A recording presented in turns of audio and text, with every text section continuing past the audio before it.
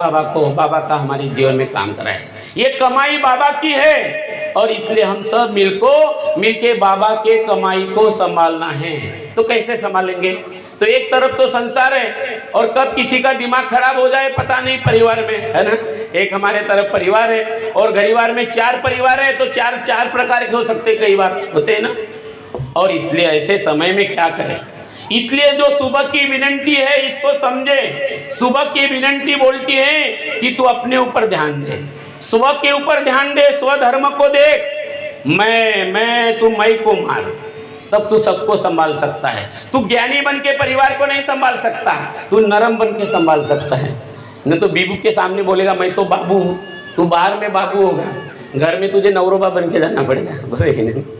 ये अपने अपने नियम है सबको। यहाँ पे इसलिए हम भाई को सेवकीन भाई बोलते हैं, सेवक भाऊ बोलते हैं, छोटे बच्चों को सेवक दादा बोलते हैं, सेवक दीदी बोलते हैं। ये सेवक भगवान का है, बाबा का है। और इसलिए हमें ध्यान रखना है। क्या ध्यान रखना है?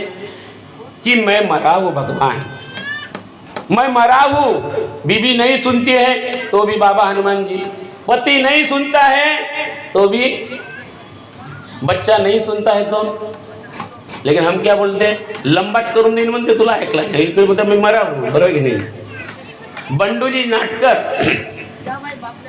कामठी के बाजू में बोरी गांव है।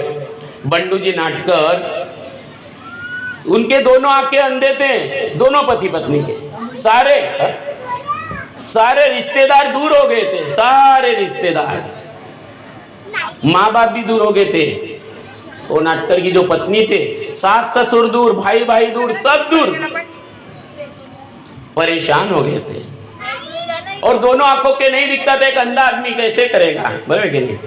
वो बाबा के मार्ग में आए, कार्यकर्ता जी के पास गए, कार्य लिए और उनको 7 दिन 11 दिन के कार्य में आंखों को दिखने लगा। कितनी बड़ी कृपा है, आंखों को दिखने लगा। ऐसे कुछ दिन बीत गए, 12 महीने हो गए, दिवाली का उत्सव आया। पत्नी क्या बोलती है कि 4-5 साल हो गए मैं अपने मायके नहीं गई, मुझे मेरी माँ बाप की बहुत याद आ रही है ना। आदमी सुख में सबकी याद आती है और सुख में आप रहेंगे तो सबको आपकी याद आती है। सुख का सपना, दुख का बुलबुला। लेकिन हमें ना सुख के पीछे दौड़ना है ना दुख के पीछे दौड़ना है। हमें किसको पकड़ना है? एक लक्ष्य, एक चित्त, एक भगवान। इसलिए बार बार मैं को मारना है, बार बार अहंकार को मारना है। 9 हवन के बाद भी ये शिवजी नंदनवार को और उनके फैमिली को और इसके ऊपर काम करना है। मरते दम तक काम करना है कि मुझे सेवक बन के रहना है।